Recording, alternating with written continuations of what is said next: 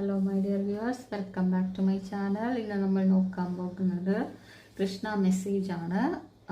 ആദ്യമായി തന്നെ ഭഗവാൻ നമ്മളോട് പറയാൻ ശ്രമിക്കുന്നത് എന്താണെന്ന് വെച്ചാൽ, നമ്മുടെ വേദങ്ങൾ, നമ്മുടെ സ്ക്രിപ്റ്റുകൾ നമ്മൾ എന്ത് ചെയ്യുക, ഫോളോ ചെയ്യുക, അതിലുള്ള കാര്യങ്ങൾ ഫോളോ ചെയ്യുക, അതനുസരിക്കുക എന്നാണ് ഭഗവാൻ പറയുന്നത്.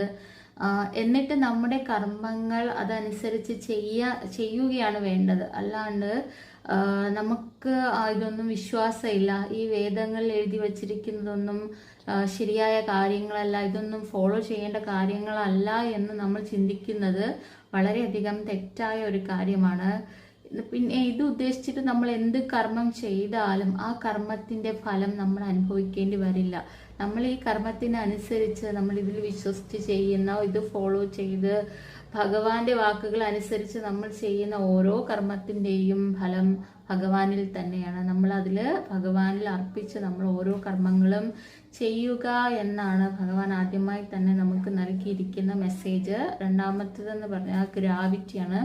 ഗ്രാവിറ്റി എന്ന് പറയുമ്പോൾ ഭഗവാൻ എന്താ പറയുന്നതെന്ന് വെച്ചാൽ, നമ്മുടെ മനസ്സിനെ എന്ത് ചെയ്യുക, നമ്മുടെ മനസ്സെന്ന് പറയുന്നത് ഒരു ഓട്ടോമാറ്റിക്കായിട്ട് ഒരു മാനിഫെസ്റ്റ് ആണ്. അത് നമ്മൾ ചിന്തിക്കുന്ന കാര്യങ്ങളെ ആകർഷിക്കും. അപ്പോൾ ഭഗവാൻ പറയുന്നത്, നിങ്ങളുടെ ചിന്തകളെ കൺട്രോൾ ചെയ്യുക. നിങ്ങൾ ഓവറായിട്ട് ചിന്തിച്ച് നെഗറ്റീവായിട്ട് കാര്യങ്ങൾ ചിന്തിച്ച് വലിച്ച് നമ്മളിലേക്ക് എടുക്കാണ്ട് നല്ല കാര്യങ്ങളെക്കുറിച്ച് ചിന്തിക്കുക, മറ്റുള്ളവരെ കുറിച്ച് നല്ല കാര്യങ്ങൾ ചിന്തിക്കുക, ആർക്കും ദോഷം വരാത്ത കാര്യങ്ങൾ ചെയ്യുക.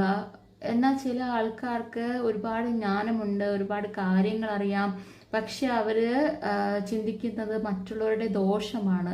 അങ്ങനെയുള്ളവരെ ഭഗവാൻ പറയുന്നത് അവര് ഒരു നല്ലൊരാളല്ല, നല്ലൊരു വ്യക്തി അല്ല, നല്ലൊരു ഭക്തനല്ല, നല്ലൊരു ജ്ഞാനിയല്ല. അത് എന്താണെന്നാണ് ഭഗവാൻ പറയുന്നത്? അതൊരു വിഡ്ഢിയാണ്.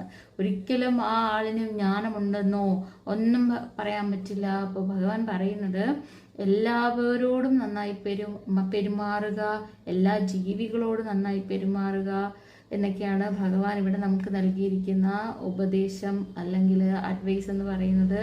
അപ്പോൾ എല്ലാവർക്കും നല്ലത് മാത്രം വരട്ടെ എന്ന് ആശംസിക്കുന്നു. ഹരേ കൃഷ്ണ. സർവം ശ്രീകൃഷ്ണാർപ്പണമസ്തു.